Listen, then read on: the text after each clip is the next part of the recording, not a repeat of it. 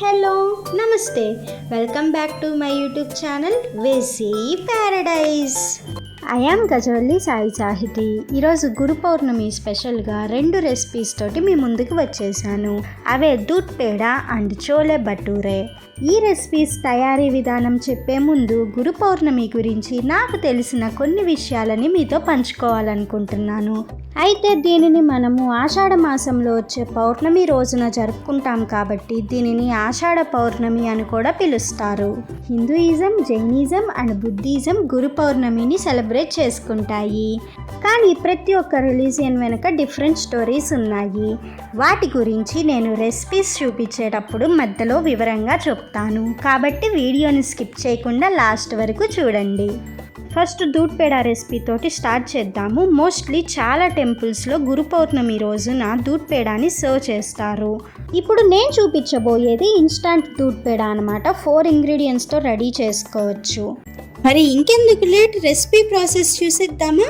Let's begin the recipe process. First stove మీద ఒక కడాయి పెట్టుకొని అందులో 2 టీ స్పూన్స్ నెయ్యి యాడ్ చేసుకొని మెల్ట్ అయిన తర్వాత అందులో 2 కప్పులు మిల్క్ పౌడర్ యాడ్ చేసుకోవాలి. తర్వాత అందులో ఒక అరకప్పు పౌడర్డ్ షుగర్, అరకప్పు పాలు యాడ్ చేసుకొని ఫాస్ట్గా మిక్స్ చేసుకోవాలి. ఇలా చేసుకోవటం వల్ల షుగర్ మొత్తం మెల్ట్ అవుతుంది అండ్ ఆల్సో ఎక్కడ ఉండలు కట్టకుండా ఉంటుంది. కడాయికి ఎక్కడ అతుక్కోకుండా మొత్తం కూడా ఒక ముద్దలాగా ఫామ్ అయ్యే వరకు మనం మిక్స్ చేసుకుంటూనే ఉండాలి. ఎక్కువ టైం పట్టదు, చాలా ఫాస్ట్గానే అయిపోతుంది. మ్యాక్సిమం ఒక 4 to 5 మినిట్స్లోనే కంప్లీట్ అవుతుంది. ఈ ప్రాసెస్ మొత్తం కూడా లో టు మీడియం ఫ్లేమ్ మీద టెంపరేచర్ని బట్టి అడ్జస్ట్ చేసుకుంటూ చేసుకోవాలి. మీరు అలానే మిక్స్ చేసుకుంటూ మంటని అడ్జస్ట్ చేసుకోవటం మర్చిపోయారు అంటే అడుగు మొత్తం పట్టేస్తుందని గుర్తుంచుకోండి. దూద్ పేడ మాత్రమే కాకుండా హల్వా, లడ్డు, పాయసం లాంటి స్వీట్స్ కూడా గురు పౌర్ణమి రోజు సర్వ్ చేస్తారు. అవి రొటీన్గా తినేవే కదా, అందుకే ఈసారి దూద్ పేడాని ట్రై చేయండి. సో ఇక్కడ చూస్తున్న విధంగా కడాయికి ఎక్కడ అతుక్కోకుండా ఈ విధంగా సపరేట్ అవుతుందంటే మ్యాక్సిమం రెడీ అయిపోయినట్లే. ఇప్పుడు ఇంకొక 1 మినిట్ అలా మిక్స్ చేసుకుంటూ ఉన్నామంటే చూడటానికి ఈ విధంగా మారుతుంది. సో ఇప్పుడు స్టవ్ ఆఫ్ చేసి కొంచెం గోరువెచ్చగా అయ్యే వరకు వెయిట్ చేయాలి. ఈ మిశ్రమం చల్లారే కొద్దీ ఇంకా దగ్గరికి వస్తూ ఉంటుంది. సో మనము ఇప్పుడు కావాల్సిన సైజులో, కావాల్సిన షేప్లో దూద్ పేడాస్ని చేసుకోవటమే. మనం దూద్ పేడాస్ని చేసుకునేటప్పుడు ఏమి నూనె కానీ నెయ్యి కానీ అప్లై చేసుకోవాల్సిన అవసరం లేదు. డైరెక్ట్గా చేసుకుంటే ఎంతో సింపుల్గా వచ్చేస్తాయి. సో ఈ విధంగా దూద్ పేడాస్ని చేసుకున్న తర్వాత మీకు నచ్చితే పైనుంచి ఏవైనా డ్రై ఫ్రూట్స్ తోటి గార్నిష్ చేసుకోవచ్చు. నేనైతే ఇక్కడ పిస్తా యూజ్ చేస్తున్నాను. సో ఇంకొంచెం అట్రాక్టివ్గా కనిపించటం కోసం నేను ఇక్కడ కుంకుమ పువ్వు యూజ్ చేస్తున్నాను. పిస్తా అండ్ కుంకుమ పువ్వు కేవలం గార్నిష్ కోసమే, ఇవి కంప్లీట్లీ ఆప్షనల్ అన్నమాట. దూద్ పేడ నచ్చిందా? అయితే ఈ గురు పౌర్ణమికి ఖచ్చితంగా ట్రై చేసి చూడండి. ఇప్పుడు గురు పౌర్ణమి స్టోరీలోకి వద్దాము. ఫస్ట్ మనం హిందూయిజం వేకి వస్తే సాక్షాత్తు శ్రీ మహావిష్ణువు వేదవ్యాసుడు రూపంలో ఈ పౌర్ణమి రోజున భూమి మీదకి వచ్చారు అని నమ్ముతారు. అందుకే గురు పౌర్ణమిని వ్యాస పౌర్ణమి అని కూడా అంటారు. అలాగే మహాశివుడు తన జ్ఞానాన్ని సప్త ఋషులకు బోధించిన రోజు కూడా ఇదే. ఆనాటి నుంచి యోగాలకు దేవుడిగా, ఆది యోగిగా శివుడిని పూజిస్తున్నాము. ఎంతో జ్ఞానాన్ని మనకి బోధించటం వలన శివుడిని, వేదవ్యాసుడిని గురువులుగా స్వీకరించి గురు పౌర్ణమి రోజున వారిని పూజిస్తాము.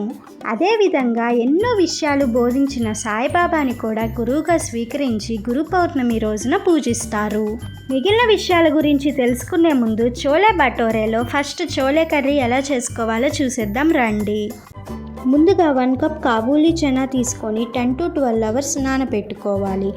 మీకు చోలే ఫాస్ట్గా నానాలి అనుకుంటే హాట్ వాటర్లో కొంచెం బేకింగ్ సోడా వేసుకొని నానబెట్టుకోండి.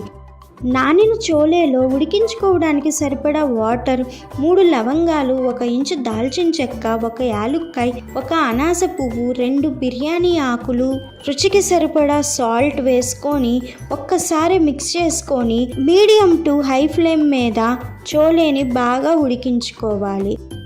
ఇక్కడ చూపిస్తున్న విధంగా చోలే ఉడికిపోయిన తర్వాత వాటర్ని డ్రైన్ అవుట్ చేసుకోవాలి. తర్వాత స్టవ్ మీద ఒక కడాయి పెట్టుకొని అందులో 1 tablespoon butter, 2 teaspoons నూనె వేసుకొని హీట్ అయిన తర్వాత అందులో 2 టీ స్పూన్స్ షాజీరా వేసుకొని ఫ్రై చేసుకోవాలి. మీకు షాజీరా అవైలబుల్లో లేకపోతే జీలకర్ర యూజ్ చేసుకోవచ్చు. ఫ్రై అయిన షాజీరాలో 2 మీడియం సైజ్ ఆనియన్స్ని మెత్తటి పేస్ట్ చేసుకొని యాడ్ చేసుకొని ఫ్రై చేసుకోవాలి. ఫ్రై అయిన ఆనియన్ పేస్ట్లో 2 టీ స్పూన్స్ అల్లం వెల్లుల్లి పేస్ట్ని వేసుకొని కొంచెం ఫ్రై అయిన తర్వాత అందులో 3 మీడియం సైజ్ టమాటాస్తో చేసుకున్న పేస్ట్ని వేసుకొని యాడ్ చేసుకోండి. ఇన్ కేస్ మీరు ఇన్స్టంట్ టమాటా ప్యూరీ యూజ్ చేస్తున్నట్లు అయితే 100 గ్రామ్స్ యూజ్ చేయండి. నెక్స్ట్ అందులో టేస్ట్కి తగినంత సాల్ట్, 1/2 టీ స్పూన్ పసుపు వేసుకొని ఒక్కసారి మిక్స్ చేసుకొని మంటని మీడియం ఫ్లేమ్కి టర్న్ చేసుకొని టమాటా పేస్ట్ని ఫ్రై చేసుకోవాలి. ఒక్కసారి టమాటా పేస్ట్లో నుంచి బబుల్స్ రావటం స్టార్ట్ అయిన తర్వాత అందులో కొద్దిగా కరివేపాకు, సన్నగా పొడవుగా కట్ చేసి పెట్టుకున్న 4 పచ్చిమిర్చి, కొద్దిగా కొత్తిమీర వేసుకొని ఒక్కసారి మిక్స్ చేసుకోవాలి. తర్వాత అందులో మీ స్పైస్ లెవెల్స్ని బట్టి కారం, 1 టీ స్పూన్ జీలకర్ర పొడి, 1 teaspoon garam masala, 1 teaspoon ధనియాల పొడి వేసుకొని 2 మినిట్స్ ఫ్రై చేసుకోవాలి. నెక్స్ట్ ఇందులో ముందుగానే ఉడికించి పెట్టుకున్న చోలేని వేసుకొని లో ఫ్లేమ్ మీద 2 మినిట్స్ ఫ్రై చేసుకోవాలి.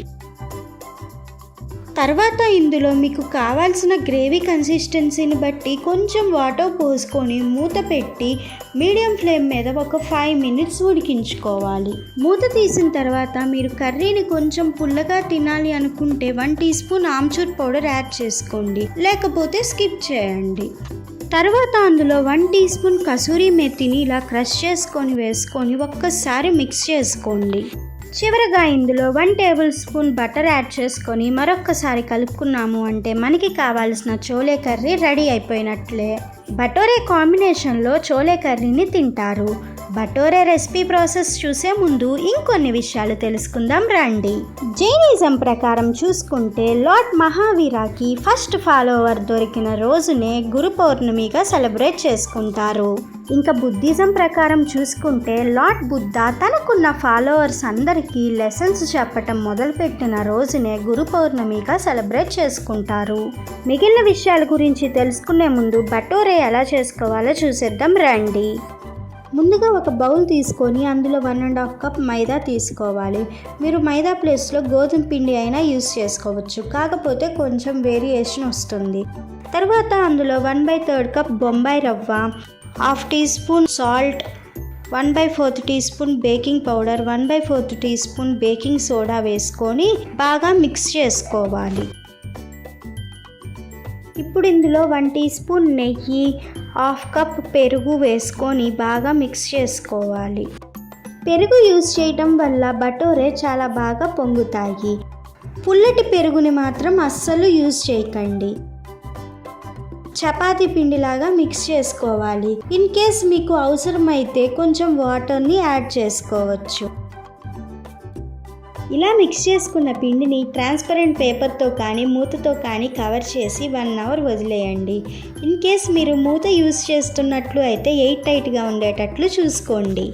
ఇలా చాలా టైట్గా సీల్ చేసుకోవాలి. ఏమాత్రం గాలి తగిలినా కూడా పిండి డ్రై అయిపోతుంది. అప్పుడు బటోరే చేసుకోవటం కొంచెం కష్టం అవుతుంది. 1 అవర్ రెస్ట్ ఇచ్చిన తర్వాత పిండిని మరొక 5 మినిట్స్ నీట్ చేసుకోవాలి. తర్వాత పిండిలో నుంచి కొంచెం క్వాంటిటీని తీసుకొని చిన్న చిన్న బాల్స్ లాగా చేసుకొని ఏదైనా ఒక సాఫ్ట్ సర్ఫేస్ తీసుకొని దానికి నెయ్యిని అప్లై చేసుకొని బటోరే షేప్లోకి రోల్ చేసుకోవాలి. బటోరే రోల్ చేసుకునేటప్పుడు పొడి పిండిని మాత్రం యూజ్ చేయకండి. మీకు అవసరమైతే నెయ్యినే ఇంకొంచెం అప్లై చేసుకొని రోల్ చేసుకోండి. ఇలా ఓవెల్ షేప్లో ఉంటాయి బటోరే. తర్వాత స్టవ్ మీద ఒక కడాయి పెట్టుకొని అందులో డీప్ ఫ్రైకి సరిపడా ఆయిల్ వేసుకొని హీట్ అయిన తర్వాత రోల్ చేసి పెట్టుకున్న బటోరేని ఒకదాని తర్వాత ఒకటి వేసుకొని మీడియం ఫ్లేమ్ మీద ఇలా ఫ్రై చేసుకోవాలి. చూడండి బటోరే ఎంత బాగా పొంగుతుందో.